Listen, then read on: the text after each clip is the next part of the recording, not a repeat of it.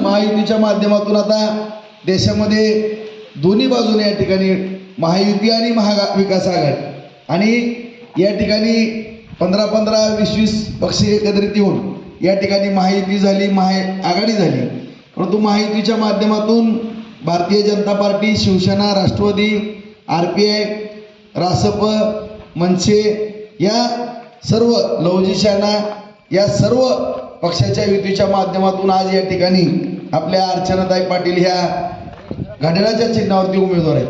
आज या ठिकाणी बांधवांनो काम करत असताना आपल्या सर्वांनाच माहीत, आपल्या देशाचे लाडके पंतप्रधान आदरणीय नरेंद्र मोदी साहेब ज्या व्यक्तिमत्वाने आज या ठिकाणी संपूर्ण जगामध्ये आपल्या देशाचं नावलौकिक केलं.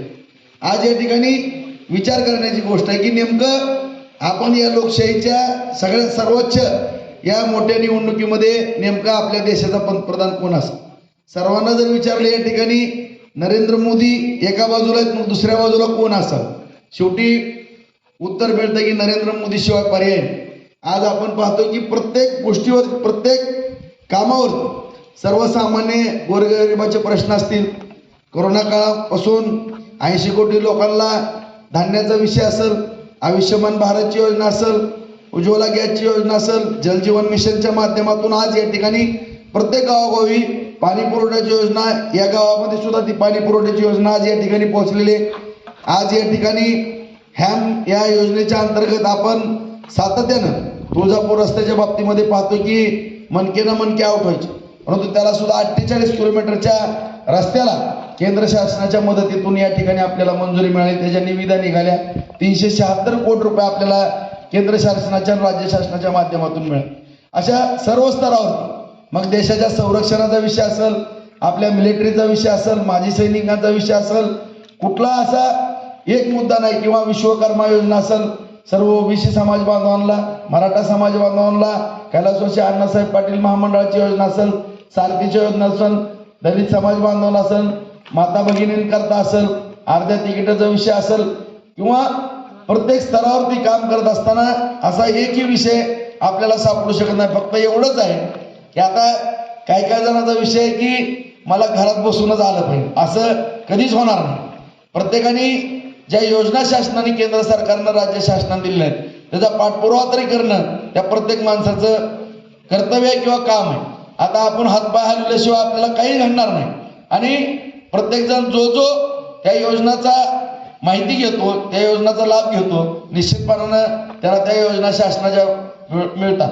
कारण आज जर आपण पाहिलं देशामध्ये, संपूर्ण जगामध्ये कोरोना काळामध्ये संपूर्ण जगाची अर्थव्यवस्था धुळीस मिळाली. एवढा मोठा 140 कोटीचा देश आहे.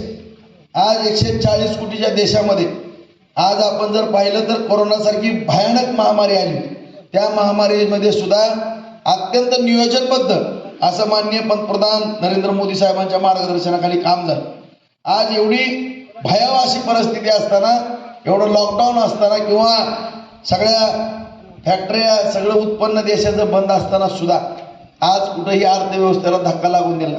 आज ज्या इंग्लंडनी आज आपण जरा थोडं आत्मपरीक्षण केलं किंवा काही गोष्टीचा वावभाव केला किंवा त्याची माहिती जर बांधवानं घेतली तर निश्चितपणानं ज्या इंग्रजांचा सूर्य कुठं मावळतच नव्हता. त्यामुळं असा पंतप्रधान होणे नाही, त्या दृष्टिकोनातून तिसऱ्यांदा त्यांना पंतप्रधान करण्याच्या दृष्टिकोनातून आज प्रत्येक स्तरावरती चांगलं काम करणाऱ्या या व्यक्तिमत्वाला पंतप्रधान करण्याच्या दृष्टिकोनातून आपण सर्वांनी या ठिकाणी सहकार्य करणं गरजेचं.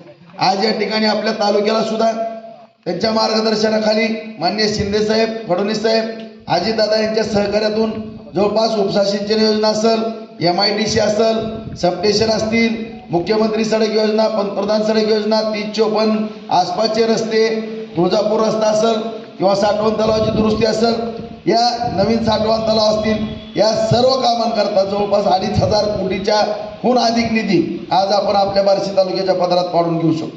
भविष्य काळामध्ये सुद्धा या गावातील आणखी कुठल्या समस्या असतील त्या सोडवण्याकरता माझ्यासारखा कार्यकर्ता कटिबद्ध.